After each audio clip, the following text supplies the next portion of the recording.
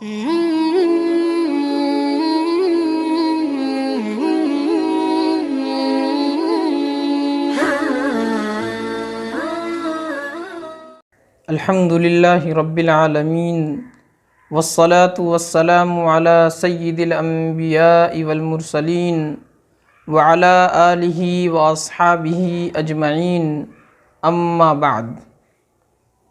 मोहतरम बुज़ुर्गों और अज़ीज़ दोस्तों, अज़ान इस्लाम का शिआर है, इस्लाम की पहचान है और अज़ान के जो कलिमात हैं वो इस्लाम की एक जामिया दावत और पुकार है। इस दावत को पुकारने वाला मुअज़्ज़िन है। मुअज़्ज़िन है जो लोगों को रोज़ाना 5 वक्त इस दावत की तरफ मुतवज्जह करता है। रोज़ाना 5 वक्त वो आवाज़ लगाता है, ऐलान करता है कि लोगों आओ कामयाबी की तरफ, लोगों आओ दुनिया व आखिरत की भलाई की तरफ। तो वो मुअज़्ज़िन ही है जो सारी दुनिया को भलाई की तरफ, कामयाबी की तरफ बुलाता है। मैं आप हज़रात के सामने मुअज़्ज़िन की चंद फ़ज़ीलतें बयान करता हूँ। नबी अलैहिस्सलातु वस्सलाम ने अहादीस शरीफ़ा में मुख्तलिफ़ तरीक़ों से मुअज़्ज़िन की, अज़ान देने वाले की फ़ज़ीलत बयान फरमाई है।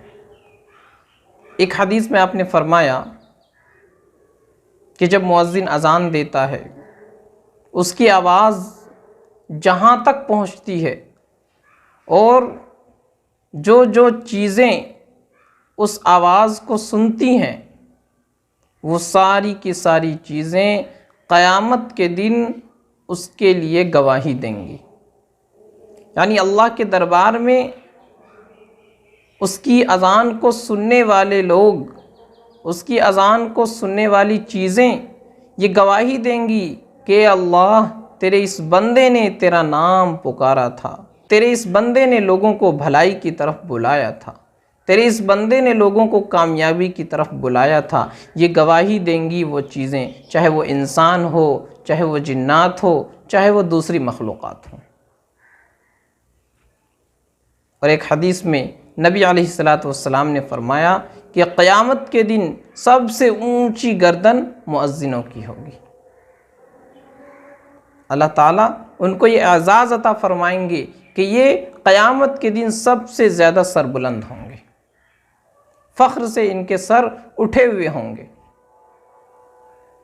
और एक हदीस में नबी अलैहिस्सलातु वस्सलाम ने फरमाया कि 3 शख्स ऐसे हैं कि जो क़यामत के दिन मुश्क के टीलों पर होंगे।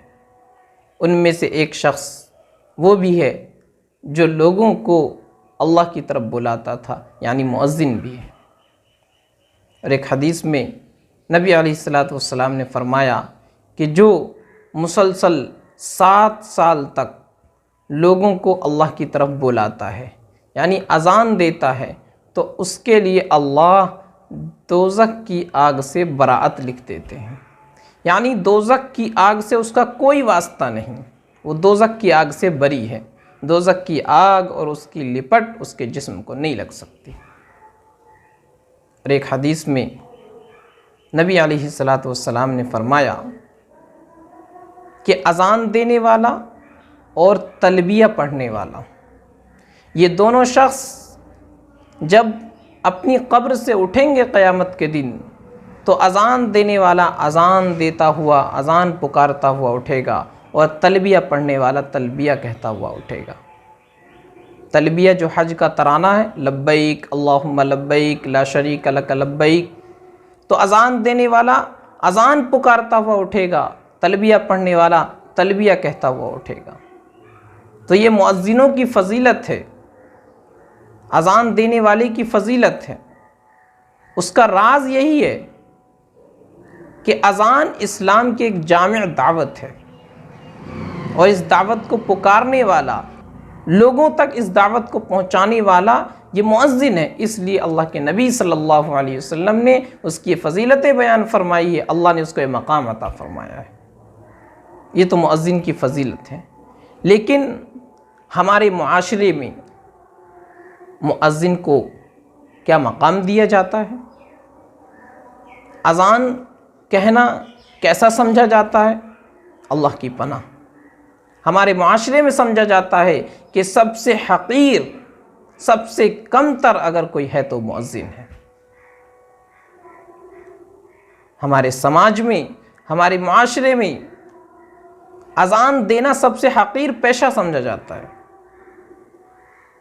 अल्लाह ताला हमारे इस इज्तिमाई गुनाह को माफ़ फरमाए। ये हमारी बहुत बड़ी महरूमी की बात है कि अल्लाह के नबी सल्लल्लाहु अलैहि वसल्लम ने जिसको फरमाया कि क़यामत के दिन सबसे ज़्यादा सर बुलंद होगा, हम समझते हैं कि वो हमारे मुआशरे का सबसे हक़ीर आदमी है।